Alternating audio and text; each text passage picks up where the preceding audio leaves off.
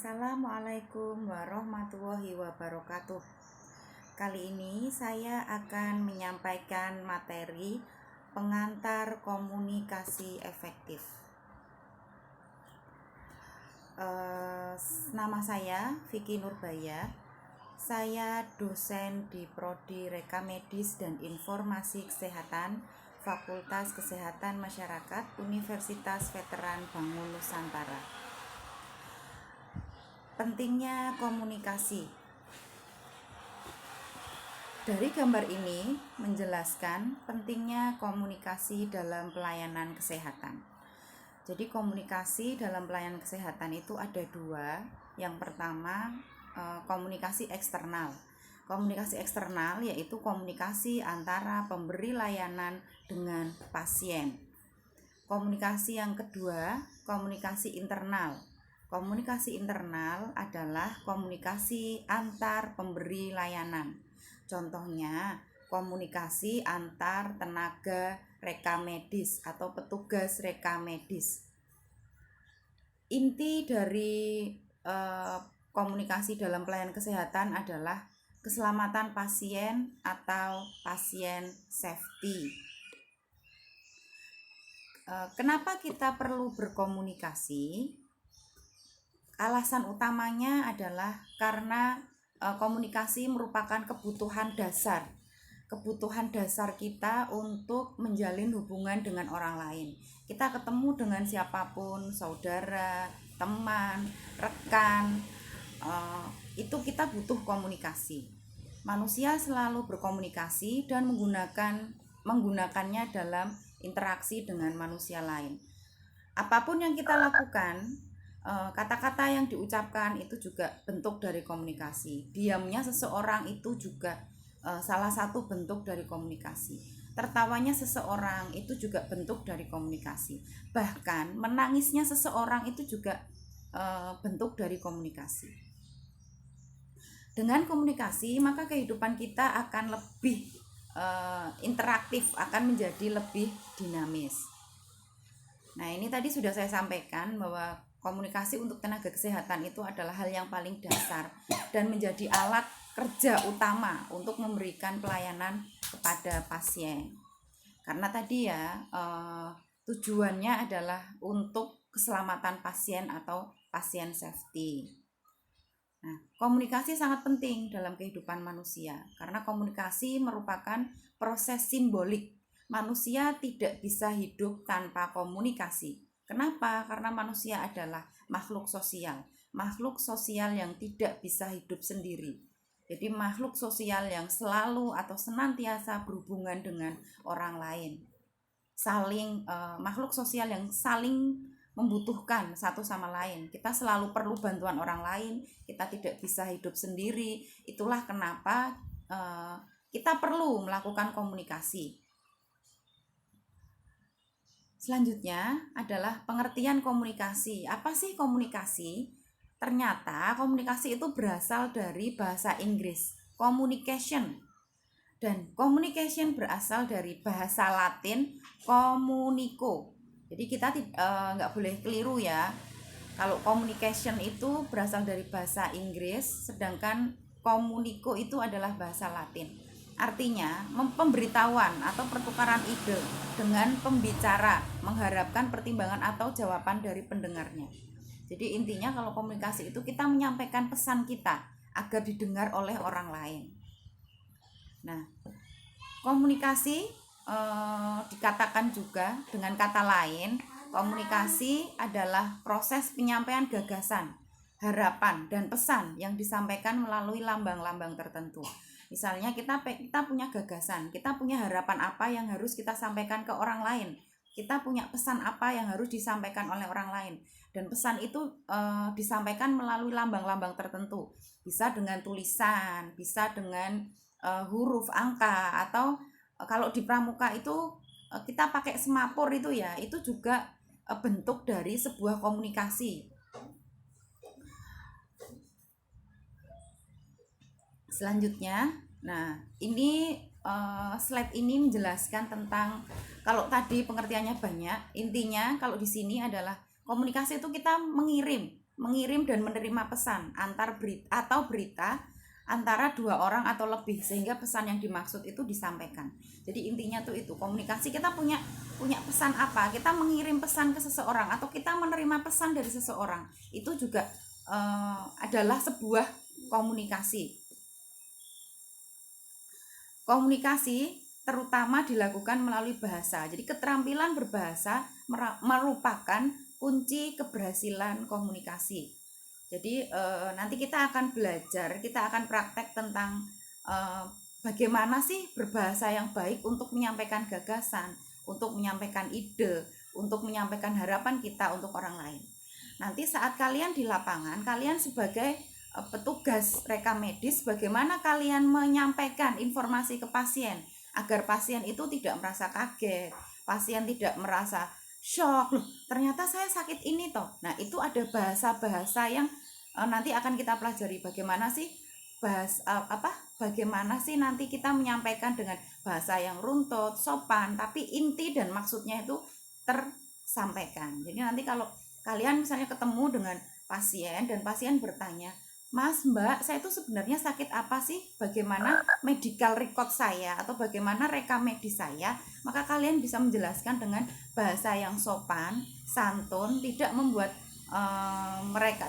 pasien itu kaget, shock, tapi pesan itu tersampaikan. Nah, itu tuh tujuannya tuh sebenarnya itu. Nah, ini ada tujuan dari komunikasi. Tujuan yang pertama jelas ya, supaya pesan kita itu disampaikan atau pesan kita dapat dimengerti oleh orang lain. Contohnya, tolong ambilkan saya gelas. Jadi maksudnya adalah, maksud dari si komunikator tadi adalah minta tolong diambilkan gelas. Kalau penerima mengambilkan gelas, artinya tujuan kita itu tersampaikan. Selanjutnya, memahami orang lain. Jadi dengan komunikasi diharapkan kita bisa memahami kondisi orang lain. Kondisi orang lain itu seperti apa sih? Gimana kondisinya? Kalau dalam hal ini kita terapkan dalam pelayanan kesehatan, maka kita harus memahami pasien itu pengennya tuh seperti apa sih? Nah, seperti itu. Jadi memahami orang lain. Yang selanjutnya adalah supaya gagasan dapat diterima orang lain. Ini hampir sama dengan tujuan yang pertama tadi ya. Pesan atau gagasan atau harapan bisa tersampaikan ke orang lain. Yang selanjutnya, menggerakkan orang lain untuk melakukan sesuatu. Contohnya tadi, tolong dong saya diambilkan gelas. Artinya adalah menggerakkan orang itu untuk mengambil gelas untuk kita. Nah, contohnya seperti itu. Jadi ini adalah beberapa contoh komunikasi. Mungkin kalian bisa menemukan tujuan komunikasi kok ternyata tidak sama dengan apa yang saya sampaikan. Boleh, asal kalian asal didukung dengan literatur yang jelas. Karena komunikasi itu kan luas, antar buku satu dengan buku yang lain itu isinya juga beda, tapi pada dasarnya intinya sama. Kalian boleh kok misalnya nanti tujuan komunikasi itu tidak harus seperti yang saya sampaikan, boleh, atau tidak harus seperti slide yang saya tulis, boleh, karena banyak. Ini saya hanya mengambil dari beberapa saja. Fungsi dari komunikasi yang pertama, informasi jelas. Komunikasi, dengan adanya komunikasi maka kita bisa memperoleh informasi. Contohnya ada berita saudara kita sakit, ini adalah sebuah komunikasi. Jadi kita tahu, oh iya ternyata saudara kita sakit. Nah, ini adalah salah satu fungsi komunikasi, yaitu sebagai informasi, pengumpulan atau penyimpanan, pemrosesan, penyebaran berita. Ini contohnya seperti itu. Yang selanjutnya ada sosialisasi. Sosialisasi tadi disebarluaskan ke masyarakat. Ada berita apa disebarluaskan atau disampaikan ke masyarakat. Motivasi. Fungsi komunikasi yang selanjutnya motivasi, yaitu diharapkan kita tuh bisa menggerakkan atau memotivasi orang lain. Misalnya kalau kalian di pelayanan kesehatan sebagai tenaga rekam medis, kalau nanti ada pasien yang setelah tahu medical recordnya ternyata kok dia tidak semangat, atau dia saya ternyata sakit ini toh, saya ternyata menderita ini toh. Nah, kalian bisa melakukan fungsi komunikasi motivasi. memberikan motivasi ke pasien, jangan menyerah, semua penyakit itu bisa disembuhkan asal ada keinginan, kemauan dari diri sendiri. Lakukan terapi sesuai dengan petunjuk dokter. Kalian bisa melakukan komunikasi seperti itu nantinya dengan pasien. Perdebatan dan diskusi. Jadi untuk menyelesaikan masalah-masalah yang sedang tren ya. Misalnya sekarang kasusnya sedang ada kasus coronavirus. Nah, ini bisa dilakukan perdebatan dan diskusi, mengambil solusi atas permasalahan yang ada. Pendidikan jelas ya, seperti ini proses pemberian informasi terkait ilmu pengetahuan. Ini juga salah satu fungsi komunikasi dari segi pendidikan. Memajukan kehidupan. Contohnya adalah kita bisa menyebarluaskan kebudayaan dan seni yang awalnya orang itu mungkin tidak mengenal HP, terus jadi mengenal, jadi tahu dunia luar tuh seperti ini, tahu kalau globalisasi itu seperti ini seperti itu.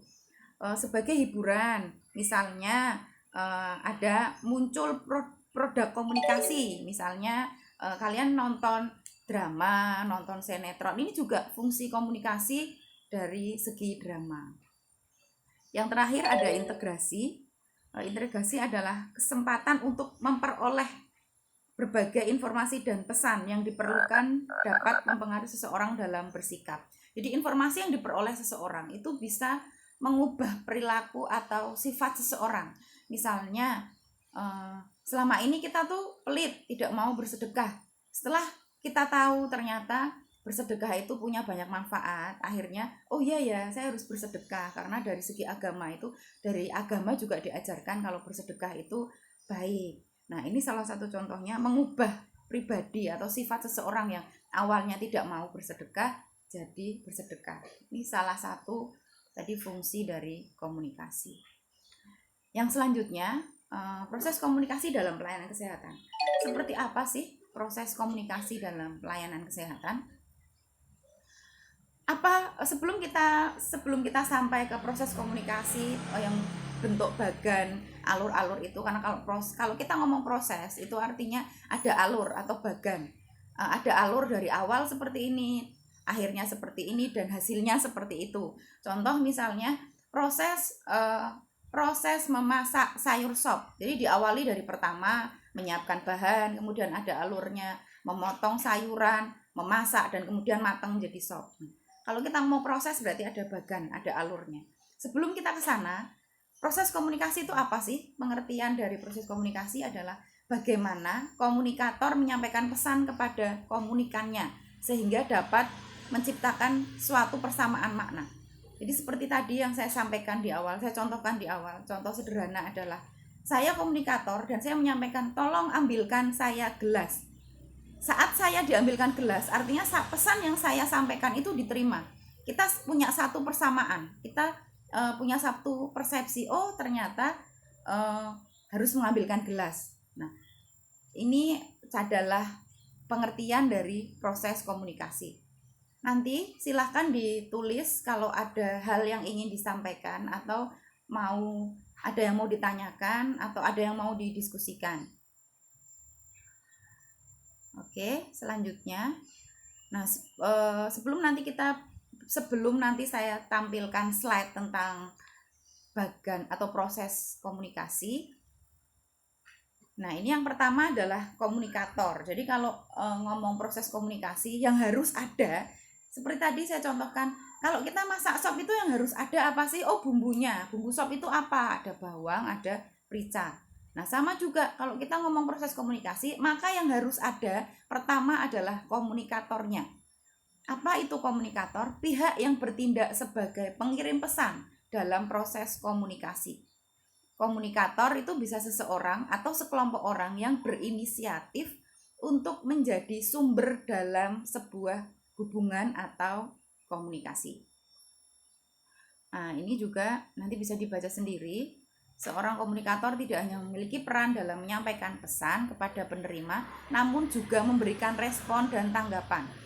Jadi seorang komunikator itu tidak hanya ngomong aja pesannya tersampaikan, tapi juga memberi respon, memberi tanggapan. Gimana tanggapan dari penerimanya? Ada respon dari penerima enggak? Kalau tidak ada respon, artinya bisa saja pesan yang disampaikan itu tidak pesan yang disampaikan tidak sampai ke penerimanya. Contoh, saat saya mengirim pesan WhatsApp misalnya, kok tidak ada feedback atau tidak ada umpan balik, tidak ada respon, artinya si penerima ini tahu nggak sudah ada WA dari saya atau sudahkah WA saya diterima atau belum. Nah ini makanya seorang komunikator perlu respon dan juga tanggapan serta menjawab pertanyaan dan masukan yang telah disampaikan oleh penerima, baik secara langsung maupun tidak langsung.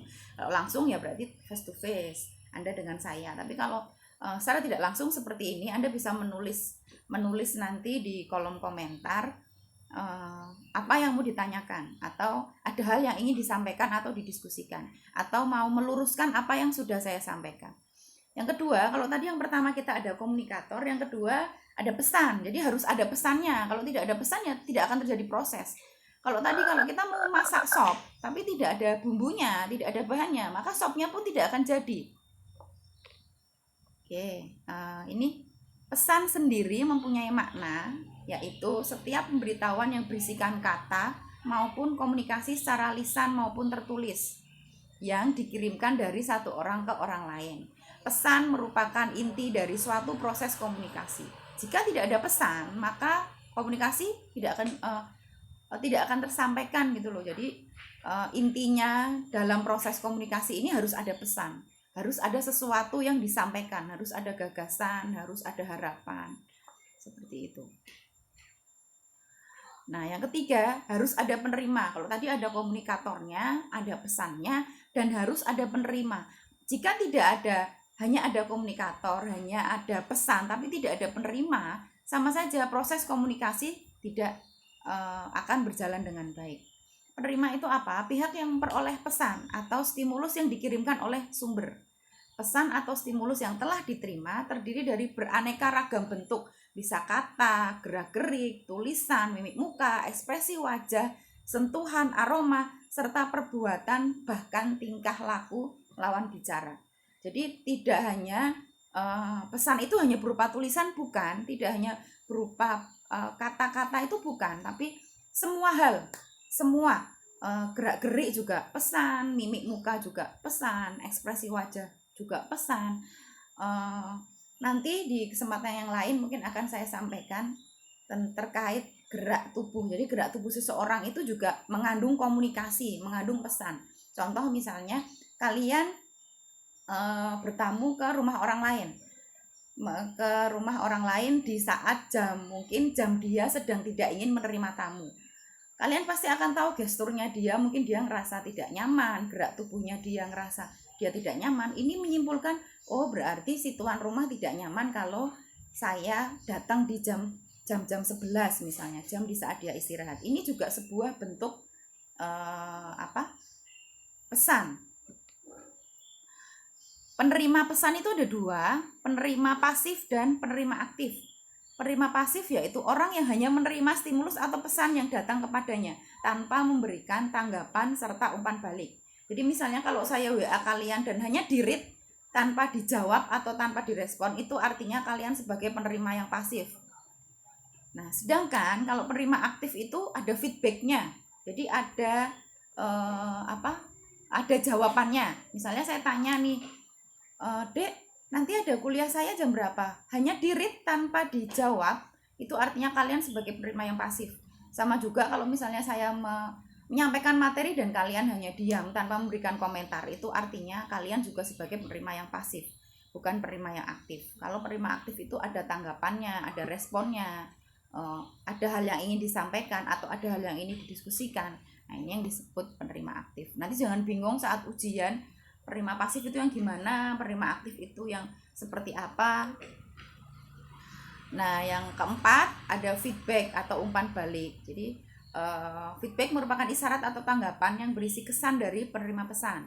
Tanpa adanya feedback, seorang pengirim pesan tidak akan tahu. Seperti tadi yang saya sampaikan, saat saya mengirim WA, kalian tidak merespon, hanya di-read aja, saya tidak tahu ini pesan saya tuh bagaimana, sudahkah dibaca, sudahkah kalian tahu atau belum. Nah, Jadi pentingnya feedback dalam sebuah proses komunikasi.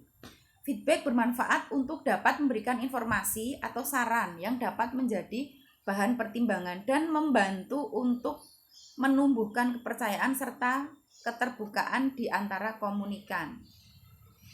Feedback juga dapat memperjelas persepsi. Jadi misalnya saya meminta kalian untuk tolong kerjakan tugas di buku komunikasi, misalnya halaman 71 sampai 72. Nah, kalau ada feedback, maka saya akan tahu kalian itu sudah jelas belum, sudah menerima pesan saya sudah jelas atau belum. Di situ kan hanya saya menuliskan 71 sampai 72. Disuruh ngapain? Nah, kalau ada yang merespon, "Bu, ini sebenarnya yang halaman 71 72 itu kita disuruh ngapain sih? Nuliskah atau menjawab pertanyaan kah?" Nah, itu artinya kalian sudah merespon pesan yang saya sampaikan.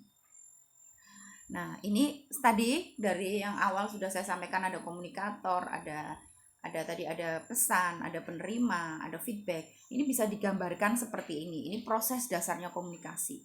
Seorang komunikator memberikan pesan kepada komunikannya, kemudian ada feedback atau umpan balik. Nah, di tengah-tengah ini juga ada gambaran gangguan atau noise. Ini maksudnya ada gangguan noise, misalnya saat saya memberikan pesan, ternyata suasana di luar terlalu ramai, jadi pesan saya tidak tersampaikan. Ini salah satu contoh adanya gangguan atau noise. Ini adalah gambar proses dasar komunikasi, proses penyampaian pemikiran atau informasi, kemudian berlanjut dengan interaksi dan komunikasi membina hubungan personal dan profesional. Nah, kalau gambar di atas bingung, ini saya kasih contoh gambar yang simpel sekali. Nih alurnya seperti ini, dari komunikator tuh siapa, pesannya tuh mengatakan apa, terus ada medium, caranya tuh apa, caranya mungkin tadi dengan by telepon langsung, face to face, atau seperti ini by video, by daring. Kemudian penerima itu kepada siapa, dan ada umpan baliknya tuh hasilnya apa. Ini proses komunikasi seperti ini. Jadi kalau bingung tadi, gambar yang pertama sama kedua sebenarnya maksudnya sama, hanya alurnya, gambarnya beda, panah-panahnya beda, tapi intinya sama, gambar 1 dan gambar 2. Oke, yang selanjutnya adalah syarat komunikasi yang efektif dalam pelayanan kesehatan. Syaratnya itu apa? Yang pertama, tepat waktu. Kalian memberikan informasi harus tepat waktu. Contoh, ada kondisi sedang hujan, kemudian kalian menginformasikan banjir. Nah, itu berarti informasi yang diberikan tepat waktu. Kalau kalian kondisi sekarang kalian menginformasikan banjir padahal tidak ada hujan, tidak ada apa-apa, berarti kalian tidak tepat waktu. Yang kedua adalah lengkap. Jadi berikan informasi atau pesan yang lengkap, kemudian akurat dan jelas dan mudah dipahami oleh penerima pesan. Jadi tidak ada kesalahan dan kesalahpahaman. Jadi kalau kalian menjelaskan ke pasien, nantinya kalian bertugas sebagai tenaga reka medis dan menjelaskan hasil resum atau medical recordnya pasien, ya dijelaskan sampai pasien itu benar-benar paham dan jelas. Jadi tidak menimbulkan persepsi yang beda, tidak terjadi kesalahan maupun kesalahpahaman. Nah, kendala dalam berkomunikasi, apa saja kendalanya? Tadi takut berkomunikasi. Kemarin Sri sudah bertanya ke saya ya, Bu, kalau takut berkomunikasi itu apa yang harus dilakukan? Nah, yang harus dilakukan sebenarnya gampang, kalian tetap harus belajar. Saya selalu mengatakan di kelas, ini adalah kesempatan kalian belajar untuk mengungkapkan pendapat. Kesempatan kalian, mumpung kalian masih belajar, kalian masih jadi mahasiswa, kalian masih ada di kelas saya, kalian belajar untuk ngomong. Kalian tuh pengen apa sih? Apa yang kalian inginkan? Apa yang kalian harapkan? Nah, ini harus belajar. Tanpa belajar nggak akan bisa. Itu yang pertama. Yang kedua, coba belajar di depan cermin. Jadi saat kalian mau, besok nih kuliah saya, ketemu dengan saya, kuliah komunikasi, saya akan minta kalian untuk, ayo satu-satu semuanya ngomong, praktek di depan, komunikasi dengan saya. Ini nanti ya, saat ketemu dengan saya tidak mau mahasiswa khususnya yang dalam kelas saya takut untuk ngomong, takut untuk mengemukakan pendapat. Yang kedua, merasa tidak perlu. Kadang ada orang yang aku nggak perlu ngomong lah, merasa tidak perlu disampaikan. Nah, ini juga menjadi salah satu kendala dalam berkomunikasi. Kita antara si A dengan B itu karena kita nggak dukun ya, jadi kita nggak tahu sebenarnya yang di batin itu apa sih, yang dalam hatimu itu apa sih. Saya selalu menjelaskan di awal di kelas saya, tolong sampaikan apa yang jadi unek-unek kalian, jangan ada dusta di antara kita, karena saya nggak tahu sebenarnya apa yang kalian inginkan. Kalian sebenarnya tuh pengen apa sih? Oh gini loh Bu, kuliahnya tuh harusnya ABCD, atau nanti ada tindakan yang seperti ini. Itu sebenarnya yang saya harapkan. Selain saya juga tahu sebenarnya kalian itu minat bakatnya di mana, saya juga melatih kalian untuk belajar berkomunikasi. Yang selanjutnya, merasa tidak percaya diri, minder. Saya sering minta kalian untuk ayo dong Dek presentasi di depan atau ngomong di depan, dan kalian merasa tidak pede Bu, tidak percaya diri karena tidak pernah berlatih tadi loh, tidak pernah belajar. Semuanya bisa asal belajar. Sama saya juga dulu seperti kalian. Saya tidak bisa, saya takut kalau ngomong, saya malu kalau ketemu orang, tapi semuanya bisa karena belajar. Kembali lagi harus belajar. Mungkin nanti di kuliah komunikasi kita akan banyak praktek ya, walaupun mungkin tidak praktek di luar, tapi paling tidak kita ada praktikum sederhana di kelas. Merasa sudah berkomunikasi dengan baik. Nah, ini sekali lagi saya sampaikan, kalau komunikasi itu jangan merasa, disampaikan apa yang ingin kalian utarakan itu disampaikan, jangan merasa. Misalnya, oh si Sri itu kayaknya marah ya dengan Yustika misalnya. Sri, kok saya merasa Yustika marah dengan saya. Jangan merasa, tapi tolong disampaikan. Bilang saja, Yustika kamu marah dengan saya ya? Atau Yustika kenapa kamu kemarin saya sapa kok tidak menjawab? Itu harus disampaikan, jangan merasa. Itu tidak akan berjalan baik kalau dalam komunikasi. Kesalahan membuka pembicaraan atau stupid question. Nah, ini juga penting. Jadi kalau kalian mau ngomong, mau membuka sesuatu, ditelaah dulu. Kira-kira bahasa yang saya sampaikan ini akan berakhir dengan stupid question atau enggak sih? Misalnya nih kalian ketemu dengan teman SD atau teman TK ya, yang sudah lama sekali tidak ketemu. Terus begitu ketemu langsung spontan bilang, "Ih, kamu kok sekarang gendut sih?" Nah, ini bisa jadi bumerang buat kalian atau bisa jadi stupid question. Kalau si penerima merasa, kamu kok body shaming sih? Sekarang hati-hati loh, ada UU IT-nya, body shaming. Jadi jangan bilang gendut, jelek, atau hitam. Itu jangan bilang seperti itu. Itu tidak boleh. Selanjutnya, kesalahan komunikasi di rumah sakit. Nah, ini karena nanti kalian akan bekerja di rumah sakit, bekerja di puskesmas, di di instansi yang berkaitan dengan tenaga reka medis. Kesalahannya adalah kesalahan antara petugas kesehatan dapat mengakibatkan kesalahan tindakan yang berakibat pada kecacatan bahkan meninggal. Jadi kalau kalian salah menginformasikan kondisi pasien, ini bisa berakibat fatal atau meninggal. Contoh nih, seorang dokter bertanya dengan seorang petugas tenaga reka medis, Mbak Sri, ini pasien ini tindakan yang sudah dilakukan apa, medical recordnya apa. Kalau kalian salah menginformasikan, otomatis si dokter salah memberikan obat, berakibat apa? Fatal. Nah, ini pentingnya komunikasi dalam pelayanan kesehatan itu seperti itu. Dan sekali lagi, kalian ini kesempatan terakhir semester ini, kalian mumpung dapat mata kuliah komunikasi efektif, manfaatkan ini untuk belajar berkomunikasi dengan baik. Yang selanjutnya, dalam pelayanan personal, kesalahan berkomunikasi dapat mengakibatkan konflik dan berujung pada gugatan atau tuntutan hukum. Seperti tadi ya, yang sudah saya sampaikan di awal pertama slide tadi, di komunikasi, pentingnya komunikasi dalam pelayanan kesehatan itu kan ada komunikasi internal dan komunikasi eksternal. Nah, ini penting. Kesalahan dalam pelayanan personal, kesalahan berkomunikasi dapat mengakibatkan konflik. Sudah pernah tahu ya malpraktek yang dilakukan, ini ada tuntutannya. Kalian tenaga reka medis tahu peraturan-peraturan mana saja tuh tahu, yang berkaitan dengan reka medis, tenaga kesehatan, nanti akan berujung gugatan dan tuntutan hukum. Sering dengar ya kasus dokter melakukan malpraktek atau rumah sakit A, rumah sakit B melakukan malpraktek. Ini bisa dituntut karena ini ada peraturannya. Nah, ini penting loh. Ini sumber dari MKDKI. bahwa pelanggaran disiplin 45% kesalahan komunikasi adalah pelanggaran disiplin oleh dokter disebabkan kesalahan komunikasi tadi. 45% adalah kesalahan komunikasi. Pelanggaran disiplin oleh dokter tuh maksudnya dokter harusnya memberikan obat ini ternyata tidak diberikan. Ya itu tadi karena kesalahan komunikasi, penyampaian pesannya yang keliru tadi bisa mengakibatkan salah atau meninggal, bahkan bisa terjadi kecacatan. Nah, ini teknik komunikasi efektif di rumah sakit.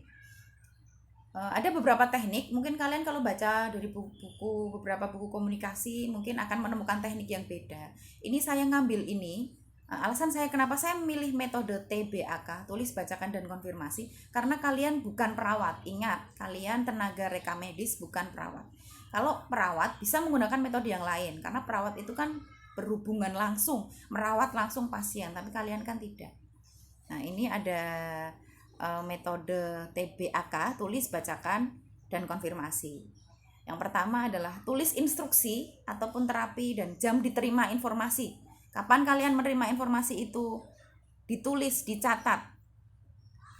Terintegrasi berkas reka medis oleh penerima informasi.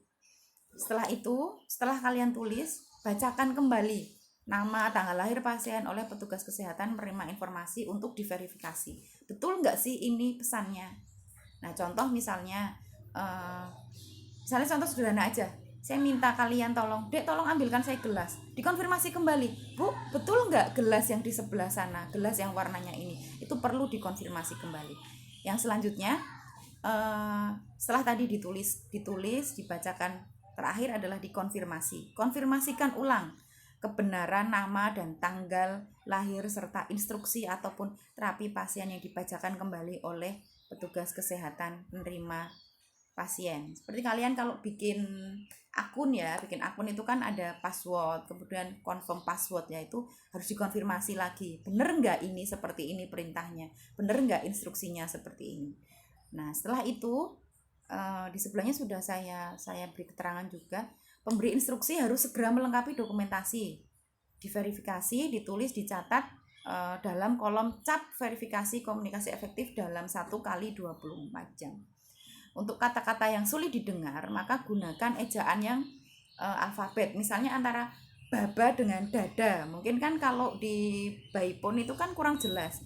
Bisa mungkin diulang, babakah atau dada. Misalnya ba itu bravo bravo alfa bravo alfa. Nah, pakai ejaan internasional.